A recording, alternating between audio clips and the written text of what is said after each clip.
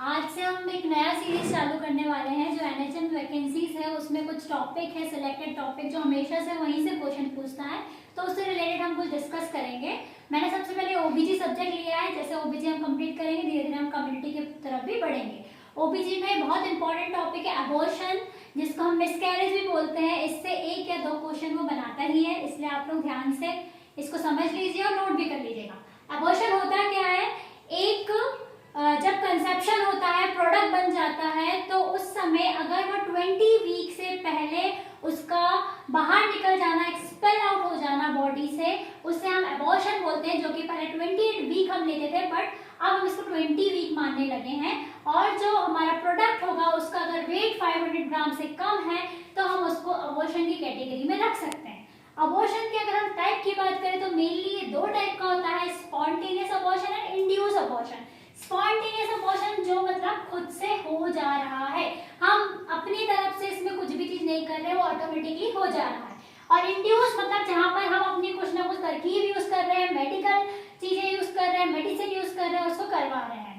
तो पहले आप इंड्यूस देख लेते हैं, क्योंकि इसमें से दो चीजें, ये होता है लीगल और इलीगल। लीगल होता है जो कि हम एक लीगली वे से करते हैं, जहां पर हो सकता है कि बच्चे को कोई दिक्कत है, क्रोमोसोमल डिफेक्ट है या कुछ ऐसी दिक्कत है जिससे मदर को अफेक्ट हो सकता है, मदर की जान को खतरा है। उस समय हम लोग कंसल्ट लेंगे एक अच्छे हाई रजिस्टर्ड डॉक्टर से। हम जब अबॉर्शन कराते हैं तो वो होता है हमारे लीगल अबॉर्शन।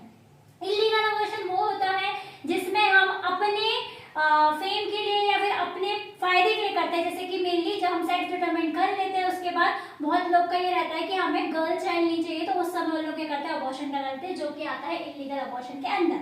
अब हम बात करते हैं स्पॉन्टेनियस क्वेश्चन जो आते हैं, वो मेनली इधर से ही बनते हैं। इसके आपके कुछ टाइप है, जैसे कि होता है threatened abortion, inevitable abortion, complete, incomplete, missed and septic abortion.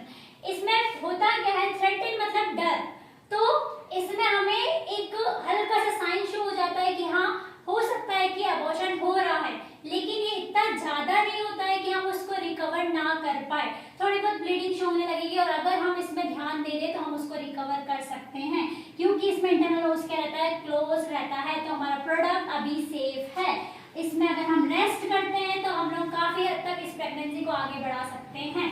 Second होता है इनएविटेबल अबॉर्शन। इसमें क्या होता है, इतनी ज्यादा समस्या हो जाती है कि अब रिकवरी यहाँ से पॉसिबल नहीं है, आपको अबॉर्ट करना ही पड़ेगा।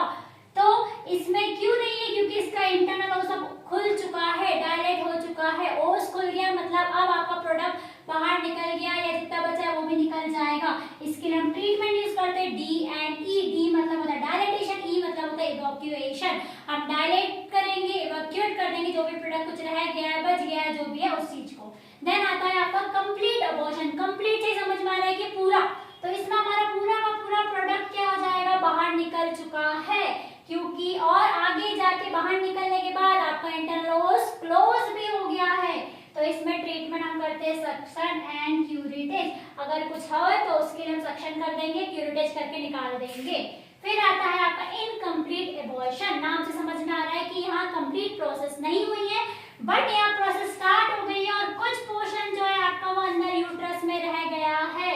सम part retain inside the uterus. यहाँ पर आपका ओस क्या रहता है, ओपन रहता है, और इस समय हमको फिर क्या करना पड़ेगा, सक्शन करके अंदर के प्रोडक्ट को बाहर निकालना पड़ेगा, नहीं तो आगे जाके उससे क्या होगी, दिक्कत होगी, जो कि हम आगे पढ़ेंगे मिस्ड अबॉर्शन में। मिस्ड में क्या हो जाता है, आपका डेड प्रोडक्ट आपके यूट्रस में रिटेन है, जो कि यूजुअली 4 वीक से ज्यादा मदर को समझ ही नहीं आया कि उसका बच्चा एक्टिविटी नहीं कर रहा है, बच्चा डेड हो चुका है, उसको पता नहीं है, उसे पता चल रहा है 4 वीक के बाद। तो उस टाइप के अबॉर्शन को हम बोलते हैं मिस्ड अबॉर्शन, जहां पर अबॉर्शन हो गया बट हमें पता नहीं चला, पूरा का पूरा प्रोडक्ट जो है वो डेड हो जाता है।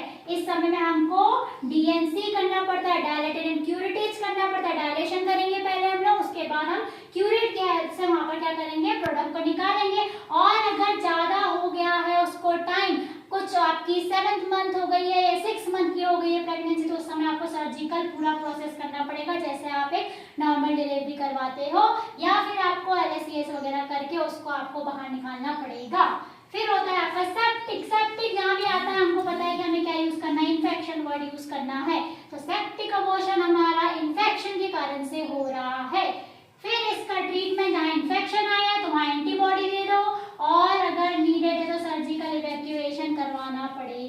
ये सारे हमारे टाइप है अबॉर्शन के, जिसमें थोड़ी थोड़ी चीजें डिफरेंस है, उसी के बेसिस में आपको क्वेश्चन फ्रेम करता है। तो इसको एक बार और अच्छे से देखिएगा और जो भी डाउट है तो आप कमेंट सेक्शन में कर सकते हैं।